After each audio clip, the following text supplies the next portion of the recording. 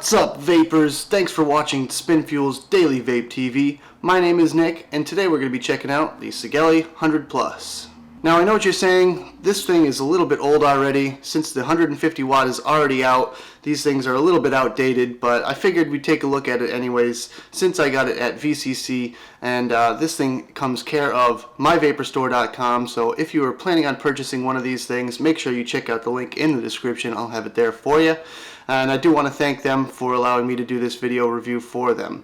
So thank you guys very much, and let's get on with the review. Now, first off, I want to start off with some specs on this device. It is a variable wattage device. It's 510 threaded. The dimensions are 2 3/16 inches wide by 4 inches tall and 7/8 of an inch deep. The variable wattage range is 10 to 100 watts.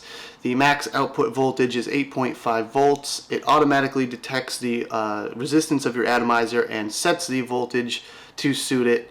The resistance on this thing that you can put on here is 0.15 ohms to 3.0 ohms. It uses two 18650 batteries. And the manufacturer recommends 30 amp batteries, just like your normal Sonys or Samsungs, LGs, eFest, something like that. It is reverse battery protected as well, so if you put a battery in backwards, no big deal. It's low resistance protected, output short circuit protected. The nice vent holes on the bottom in case your batteries do end up venting, so you're protected there as well. It has an improved button over the version 1. The floating 510 pin, which is a really great feature. I definitely think that was a big advantage over the original Sigelei 100 watt. 8 magnets in the battery door, which again has a significant advantage over similar models like the IPv3, where it only uses the screws. This one, much easier to get into the battery compartment.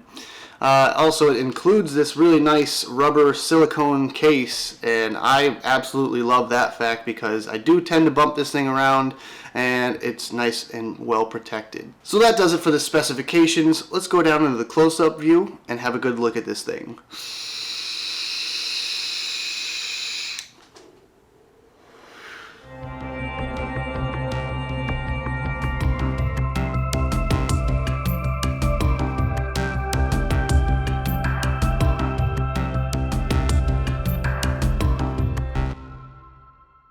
What's up? This is Neil, Kyle, and Matt Protzman with Vape Dojo. We give a shout out to Spin Fuel. Everybody's getting down on some Charlie Neville juice. We just released our new Admiral's Reserve. Everybody's having a blast at Tampa today, right? That's right, man. Make sure you get this in here. Awesome guys to deal with. We're having a great time. As you can see, we have our Sigelei 100+ in its original box, just how I got it. So let's go ahead and just take a look at this packaging real quick.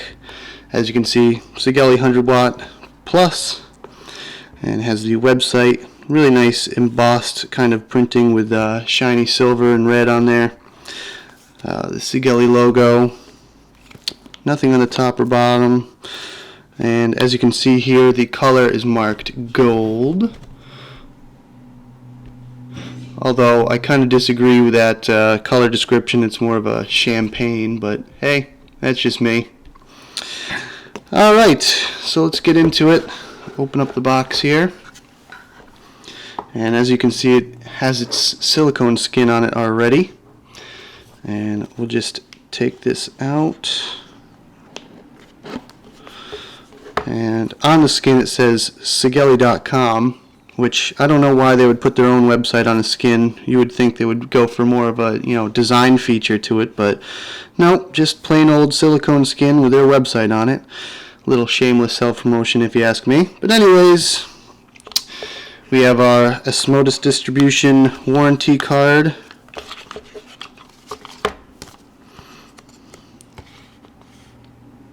There you go. And that's a 90-day warranty too, so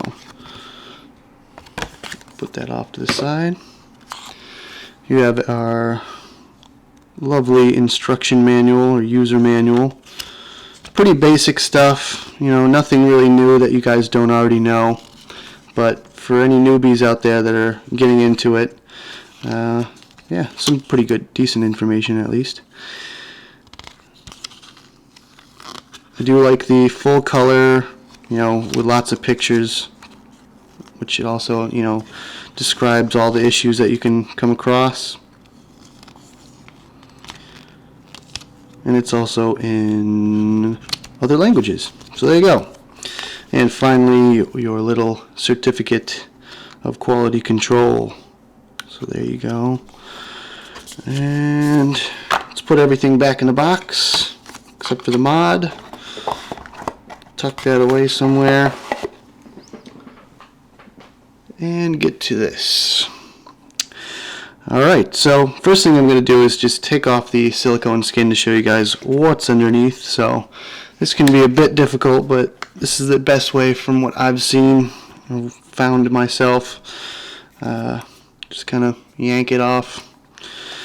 This thing does have a little bit of wear and tear on it.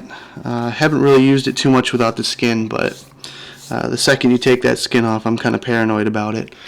And you can see here the little ridged design, the little swirls. Not a huge fan of those, but hey, that's just me. Your battery vents, I showed you those earlier, just in case your battery does decide to go on you. You are protected. Really nice beveled edges, and they are a shiny material. This case feels like aluminum to me, and everything feels really nice. I mean, without the batteries in it, it's not very heavy at all. With the batteries, a little bit heavier, but not too bad. And you can see the buttons in the screen here. Maybe you'll get a little close up. And the button is definitely a lot nicer than the version 100 watt. Very clicky, very responsive. Doesn't really protrude too much, but it's just enough to give your thumb something to aim for. Does have a little bit of rattle, but I'm not really, you know, not too picky about that.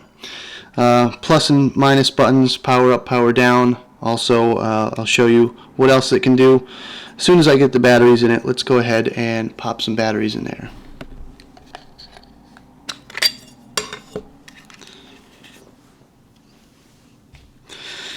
So it's clearly marked here, and you can see where the magnet connections are. Very chunky magnets. It doesn't come with any sort of replacement though, so if you do lose those, you're kind of stuck. So this is what I normally do. These can be a pretty tight fit, and they can also rip your battery wraps, so just be careful about that.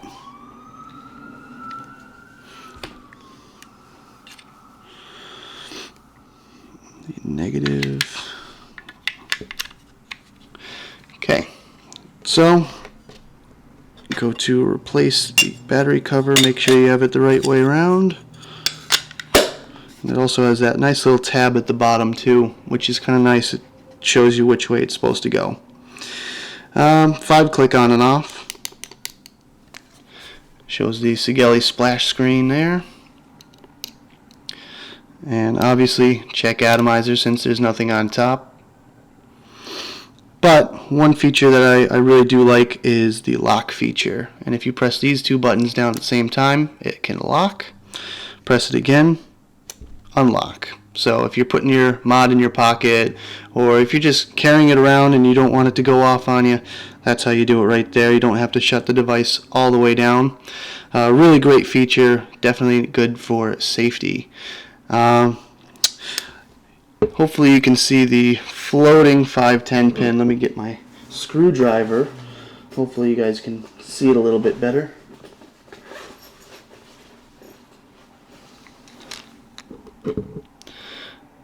And hopefully you can see this. It does sink in when you push down on it, and it is made out of copper, so it will require cleaning every now and then. Just keep that in mind. I mean, it's not going to make a difference because it is regulated power, and no matter what, power will be going through your connection. But best way to keep all your mods nice and spiffy, just clean it up with a little bit of polish every now and then. So yeah, that about does it for the overall look of this thing. It is a little bit weightier now. I'm going to go ahead and put my silicone skin back on.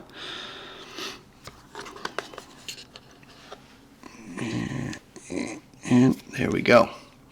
Personally, I like the look of it with the skin on it. Definitely can take some abuse and you know, handling, if you will.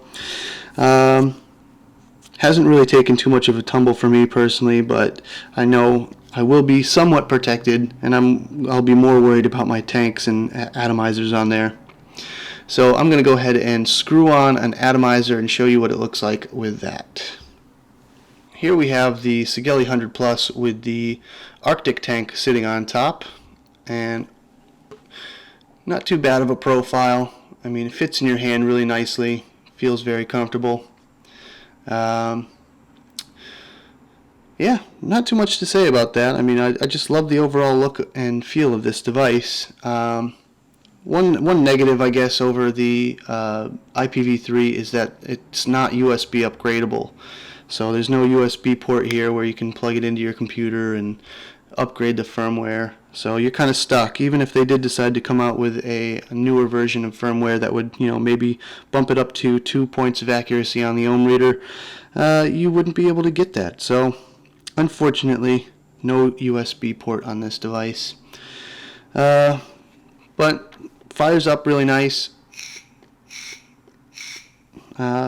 Maybe a little bit of a delay, but really nothing to complain about. I'm going to go ahead and put an RDA on here and show you what that looks like.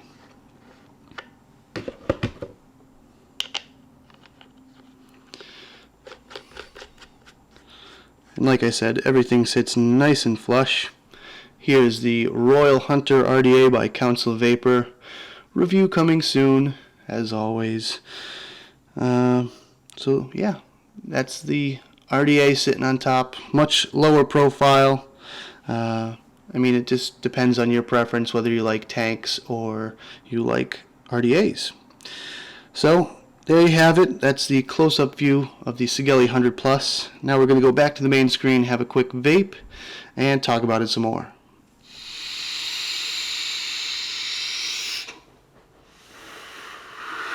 So you just saw the close-ups of this Sigelei 100w, and now I'm going to give you my personal thoughts on it. Basically, I love this thing, even though it is a little bit outdated and it's not quite as powerful as the IPv3.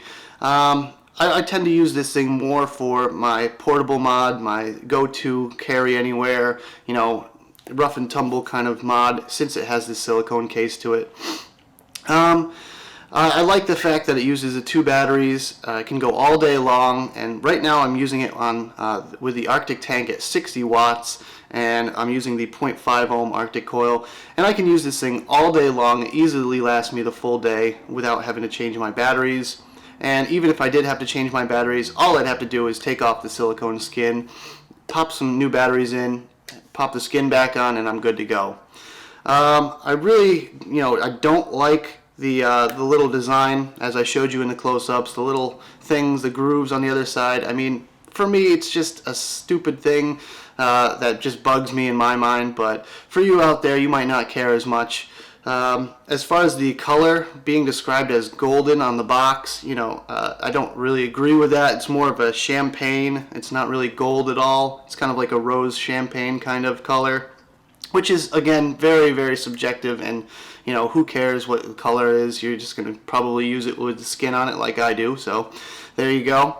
As for using it with a dripper, I can rock this thing from 80 to 100 watts no problem and get still plenty of life out of it, and it hits just like my IPv3. So as far as that goes, I have really no complaints there. Let's get into some pros and cons. My first pro is going to be the fact that it uses 2 batteries and it uses the magnetic battery door. The batteries last a long time, and the battery door is really easy to access.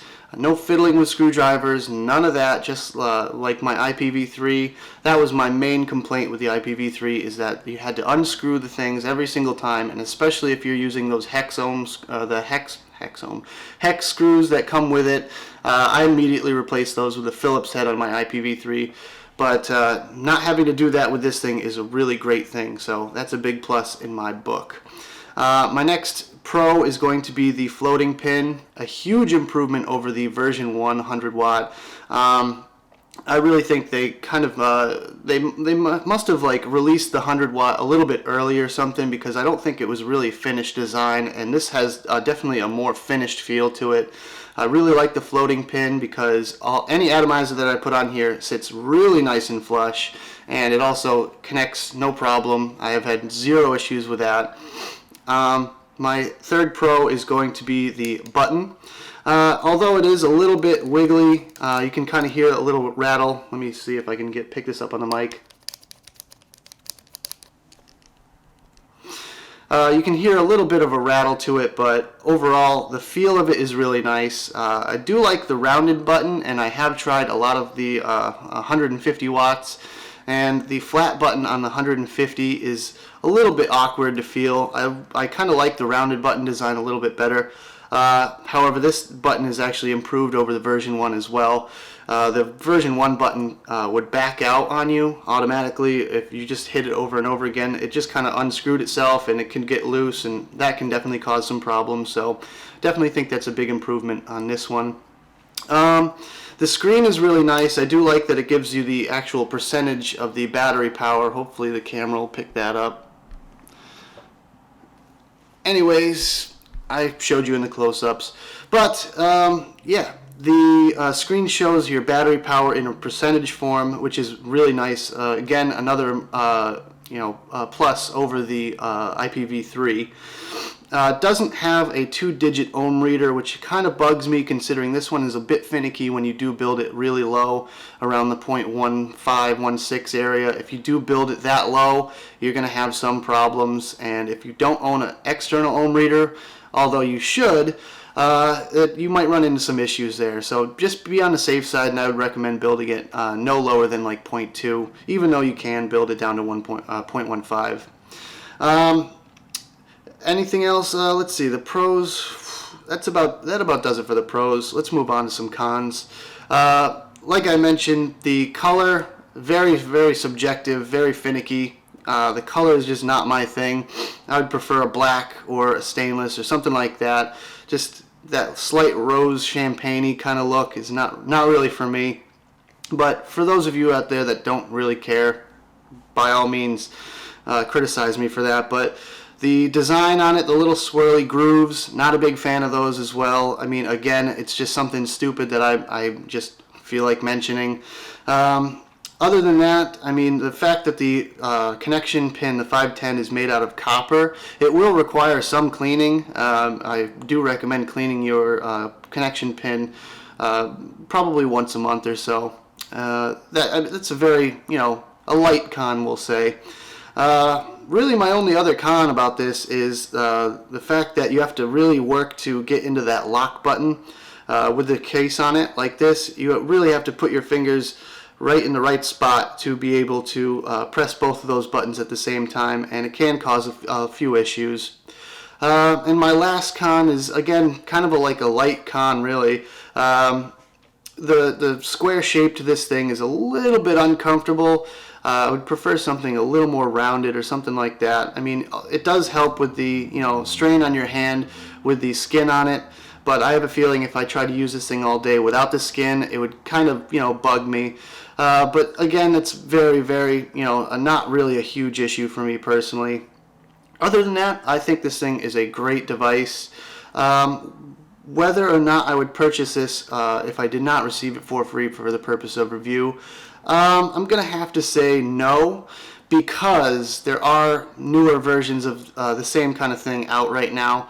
I mean, if I was in the market for one of these types of mods, 6 months ago, I'd say yes. Simply because that battery door is so much nicer than the IPv3 battery door, and the fact that you have everything else on here, the skin, and just all the pros that I mentioned. I really do like this device. It does have some advantages over the IPv3, but both have their place in the market for sure. However, seeing as how the 150 watt version is already out, I'm going to have to say no for purchasing this thing, just because I'd probably go with the one with more watts. I mean, it's kind of logical. For this, around the same price, I would go with the one with more power.